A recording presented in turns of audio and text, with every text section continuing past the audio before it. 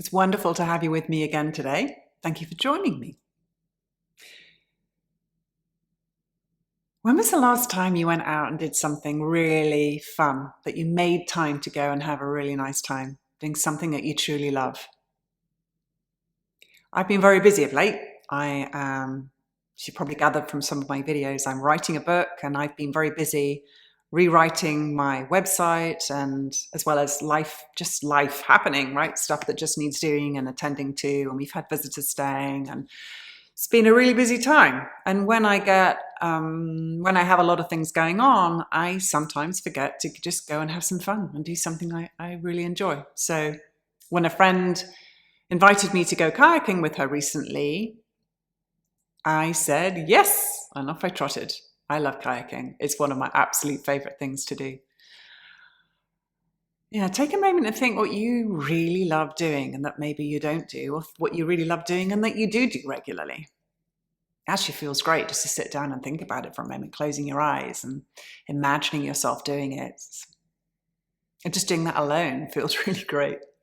Anyway, I'm sharing about this kayaking experience because I did create a really lovely, relaxing meditation after I'd been on my kayaking trip, and that's on the YouTube channel, guided meditation, kayaking, or kayaking guided meditation. You'll get it. You'll find it quite quickly and easily. Anyway, that's really lovely. It's a fairly short one. And so I shared that, but also what I wanted to say was I wanted to put into words what had really inspired it.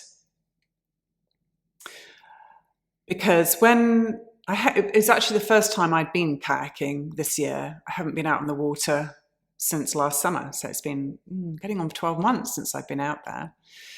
And it was a beautiful day. The water at the Long Island Sound was so blue. It really was a gorgeous day. The sky was blue and there were clouds floating past and the birds were in the sky, and we were laughing a lot and having a really nice time. I was out there with two friends. It was really lovely. And I had put it out there to myself that I wanted to go around. It's like a small island that is, if you kayak out of Westport, Longshore, you know what I mean. But there is a smaller island and then there's one a lot further away. And I wasn't up for the one that's a long way away, because that always, to me, feels like whenever I'm paddling out there, it's like the island actually doesn't seem to get any nearer. It actually seems to get further away the more I paddle out there. So I'm like, am I ever going to get there? So I thought, it was my first trip out. So I thought I'm going to go round this smaller island that it's so dependent on what the tide is doing and what the wind is like, and what the general conditions are, as to how hard it is to get out and around that little island. Anyway, I was paddling out there and it was quite tough going. I got to a point where I had to knuckle down and do my whole counting of strokes. I was like, man, this is hard. I was like, 1, 2, 3, 4, 5, 6, 7, 8, really engaging my core and working hard to get around there, and like just being so determined. I can do this.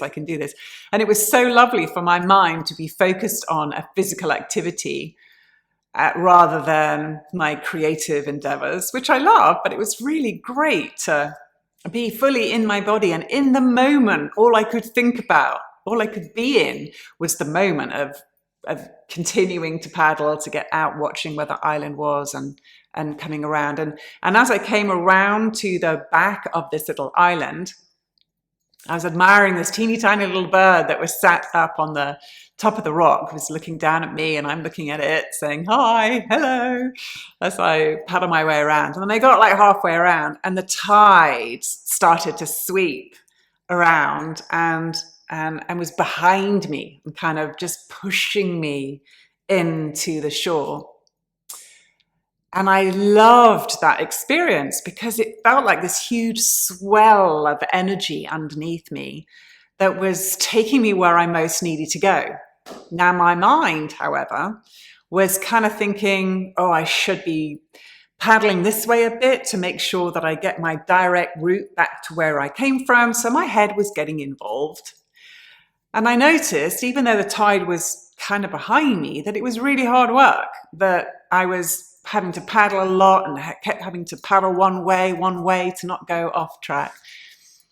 And I suddenly thought, what am I doing? This is crazy. So I just sort of stopped and really used my paddle to kind of guide me a bit rather than frantically trying to realign my course. And I fell into trusting and surrendering and letting the tide bring me home. And it reminded me of how important it is to surrender and allow the divine to flow through our life, taking us to where we most need to go. And as it turned out, I was creating so much more work for myself, and I could feel the sort of like the futility of my little paddle, trying to get myself back on course, when I could feel how powerful the ocean is, the tide, and how insignificant my little efforts to try to keep putting myself back on course were. So when I just guided myself a little bit, but let the water bring me back in, it felt so good. And I knew I was being taken care of, and I knew I was being brought back in to where I needed to be, following the course of my life. And yes, it helped that the sky was blue and the clouds were passing through and the birds were flying through the sky, looking at the beautiful homes on either side of the river. It really was a wonderful outing. But I suppose what I want to inspire you to do is, if you haven't been getting out and doing something really fun for yourself, and whatever that might be, maybe it's going for a bike ride, or of course I'm only thinking of things that I like to do, cycling and kayaking, or whatever it is for you, playing tennis with a friend or playing golf. Go do it. Dancing, oh my gosh, that's such a joyful thing to do. Slapping on some music and having a really good boogie. I missed that when I broke my toe. That was in an earlier video, in case you missed that. Broke my toe in Santa Fe, couldn't dance or barely walk for several weeks. So I am loving dancing again. Just listening to music, let it move through me, and moving. So whatever is fun and joyful, go do some of it. No more excuses. There's always time. And then I find that when I come back to my other projects, for me, my creative projects of writing and my other things, that I'm refreshed.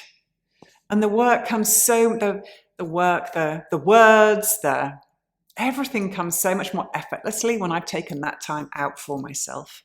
So I'm really encouraging you to go and do that for yourself too. And of course, the underlying message of this whole video is to surrender and let the divine carry you through your life. Trust it. Trust it. Yeah, instead of thinking that you can control it, because as human beings, we're always trying to control everything. How about if you let go of some of that idea that you're controlling it, life? Loosen up on that idea a little bit. And let love show you what the plan is for you, where your life is headed, and what wonderful things can happen. Thank you for listening. Subscribe so you get to watch all my new videos when they're posted. And like the video if you enjoyed watching it.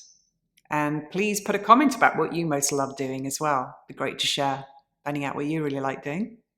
And I'll be with you again shortly. See you soon. Bye.